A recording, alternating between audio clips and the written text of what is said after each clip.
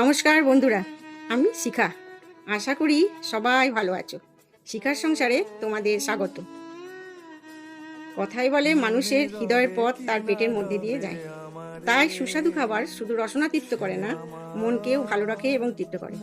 চিতল মাছের মুইঠা বাংলাদেশ এবং পশ্চিমবঙ্গ ও আসামের মতো পূর্ব ভারতের অঞ্চলের বিখ্যাত একটি খাবার।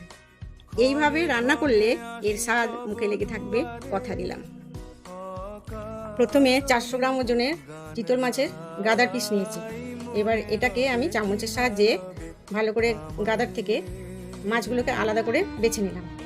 কাঁটা ভালো করে বেছে নিতে হবে এবং একটা বড় সাইজের আলুও সেদ্ধ করে নিতে হবে। দেখুন আমার মাছ সব ছাড়ানো হয়ে গেছে।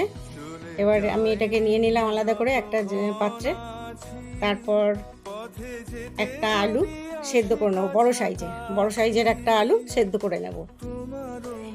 এবার সেদ্ধ আলুটাকে গ্রেটারে গ্রেট করে নিতে হবে। গ্রেট করে নিয়ে ওই ছাড়ানো মাছটার সঙ্গে ভালো করে মাখতে হবে এবং যখন আলুটা মাখা হয়ে যাবে তখন ওর সাথে এই 1 চামচ গরম মশলার গুঁড়ো, স্বাদ মতন লবণ, হলুদের গুঁড়ো, লঙ্কার গুঁড়ো, সামান্য একটু মিষ্টি, এগুলো সব ওর সাথে ভালো করে মাখতে হবে।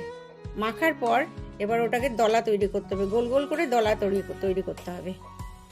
এবার কড়াইতে জল ফুটতে দিলাম। জলটা যখন ফুটে উঠবে তখন ওই চিতল মাছের বলগুলো যেগুলো আমি তৈরি করেছি হাতে করে গোল করে করে, সেগুলো সমস্ত ওর মধ্যে জলের মধ্যে ছেড়ে দিতে হবে। জলে এবার ফুটতে থাকবে।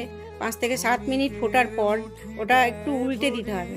উল্টে দেওয়ার পরে যখন দেখবো ওগুলো সেদ্ধ হয়ে গেছে তখন ওগুলো আস্তে করে সব নামিয়ে নিতে হবে।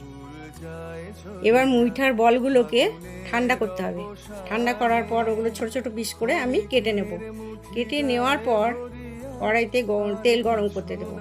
তেল গরম হয়ে গেলে মুইঠাগুলো আস্তে আস্তে ছাড়বো। ছাড়ার পর ওগুলো লাল করে করে ভেজে তুলে নেব।